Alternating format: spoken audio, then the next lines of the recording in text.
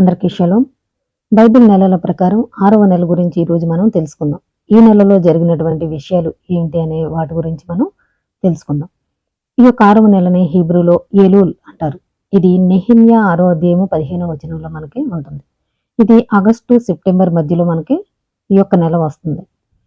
అయితే ఈ నెలలో జరిగినటువంటి విషయాలన్నీ కూడా మనం తెలుసుకుందాం. ముందుగా నా ఛానల్ని సబ్స్క్రైబ్ చేసుకోండి. ఇలాంటి విషయాలు తెలుసుకోవాలని ఆసక్తి ఉన్న వారందరూ కూడా సబ్స్క్రైబ్ చేసుకోండి.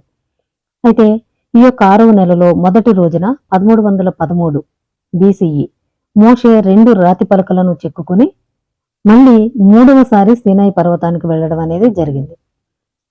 ఆయన నా మంచితనం అంతయు నీ ఎదుట కనపరిచెదను, నీవు నా ముఖమును చూడజాలవు, ఏ నరుడును నన్ను చూచి బ్రతకడనెను. ఇది నిర్గమాకాండము 33వ అధ్యాయం 18వ వచనంలో మనకి కనిపిస్తుంది. అలాగే ఏలూల్ 1వ తారీఖున మరొక విషయం ఏంటంటే హగ్గయి రాజైన దర్యావేషు ఏలుబడి యందు 6వ నెల మొదటి దినమున ప్రవక్తయగు హగ్గయి ద్వారా యూదా దేశము మీద అధికారి షయల్తీయేలు కుమారుడునైన జెరుబ్బబేలును ప్రధాన యాజకుడునైన యెహోషువకును తండ్రి వాక్కు ప్రత్యక్షమై ఇలాగు సెలవిచ్చెను, ఈ మందిరము పాడైపోయి ఉండగా మీరు సరంబి వేసిన ఇండ్లలో నివసించుటకు ఇది సమయమా? కాబట్టి సైన్యములకు అధిపతియగు ఎలోహిం సెలవిచ్చినదేమనగా, మీ ప్రవర్తనను గూర్చి ఆలోచించుకొనుడి. మీరు విస్తారంగా విత్తినను మీకు కొంచెమే పండెను, మీరు భోజనం చేయుచునను ఆకలి తీరకయున్నది, పానము చేసినను దాహం తీరకయున్నది, బట్టలు కప్పుకొనినను చలి ఆగకున్నది, పనివారు కష్టము చేసి సంపాదించుకొనినను చినిగిపోయిన చంచిలో వేసినట్టు ఉన్నది అని ఇక్కడ తండ్రి చెప్పడం అనేది, హెచ్చరించడం అనేది జరుగుతుంది. ఎందుకంటే ఆ యొక్క మందిరం పాడైపోయి ఉండగా వీరు ఈ విధంగా ఉంటున్నారు అని ఇక్కడ చెప్పడం అనేది జరిగింది. ఇది హగ్గయి 1వ అధ్యాయం 1వ వచనంలో మనకి ఉంటుంది. అయితే ఈ యొక్క 3వ మందిరం కూడా కట్టబడాలి అని కూడా ఈ రోజు ఈ విషయాలను బట్టి మనం తెలుసుకోవాలి. పట్టుదలతో ఆ యొక్క మందిరం కోసం మళ్ళీ తిరిగి కట్టబడాలని ప్రార్థించాలి.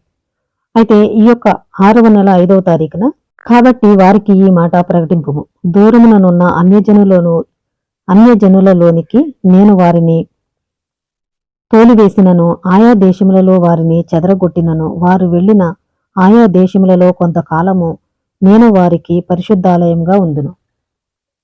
ఆ జనముల మధ్య నుండి నేను మిమ్మును సమకూర్చి మీరు చెదరగొట్టబడిన దేశములలో నుండి మిమ్మును రప్పించి ఇశ్రాయేలు దేశమును మీ వశము చేసేదను అని ఇక్కడ తండ్రి హెస్కేల్ ద్వారా తెలియజేయడం అనేది జరిగింది.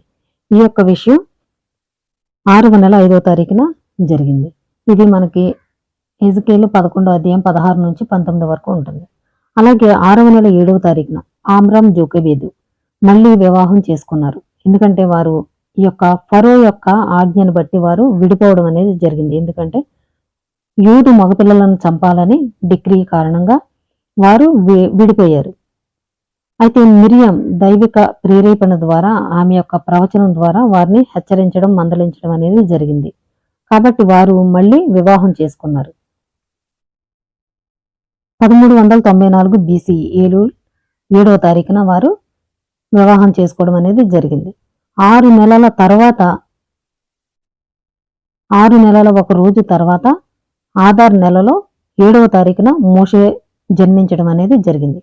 ఇది మనకి తెలుగు బైబిల్లో అయితే లేదు, కానీ తల్ముద్ సోటా 12Bలో ఈ విషయాలు మనకి ఉన్నాయి.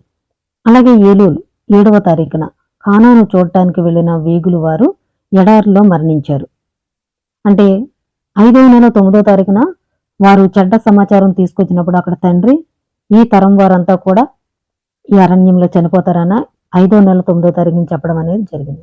ఈ యొక్క 6వ నెల 7వ తారీఖున వారందరూ కూడా మరణించడం జరిగింది. ఎందుకంటే కాగా వారు వారి పితరులకు ప్రమాణపూర్వకంగా నేను ఇచ్చిన దేశమును వారు చూడరు, నన్ను అలక్ష్యము చేసిన వారిలో ఎవరునూ చూడరు అని తండ్రి అక్కడ చెప్పడం అనేది జరిగింది. కాబట్టి ఈ అరణ్యంలో వారు ఆ తరం వారు చనిపోవడం అనేది జరిగింది. ఇది సంఖ్యాకాండము 14వ అధ్యాయము 23వ వచనంలో ఉంటుంది. అలాగే 6వ నెల 9వ తారీఖున జాకబ్ బిల్హా అంటే యాకోబు యొక్క కుమారుడు దాను 5వ కుమారుడు హారాన్లో జన్మించాడు. ఈయన 125 సంవత్సరాలు బ్రతికాడు.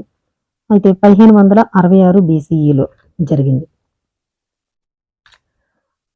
కాబట్టి ఇలాంటి అనేక విషయాలు మనం తెలుసుకోవాలి అనుకుంటే నా ఛానల్ని సబ్స్క్రైబ్ చేసుకోండి. ఎందుకంటే ఇవన్నీ కూడా తెలుగు బైబిల్లో మనకి ఉండవు. అయితే ఇదంతా కూడా ఇశ్రాయేలీలకు సంబంధించినటువంటి విషయాలు. ఎందుకంటే ఇవన్నీ జరిగినవి కూడా అక్కడే జరిగాయి. ఆ సంవత్సరాలు కానీ, ఆ నెలలు కానీ, ఆ తేదీలు కానీ వారికి మాత్రమే తెలుస్తాయి. కాబట్టి ఇలాంటి అనేక విషయాలు మనం తెలుసుకోవాలి. ఇంకా ఈ నెలలో జరిగినటువంటి విషయాలు ఇంకా ఉన్నాయి. అయితే ఈ సృష్టి ఎప్పుడు సృజించబడింది, ఇవన్నీ కూడా ఇప్పుడు మళ్ళీ మనం తెలుసుకుందాం. అందరికీ షలోం.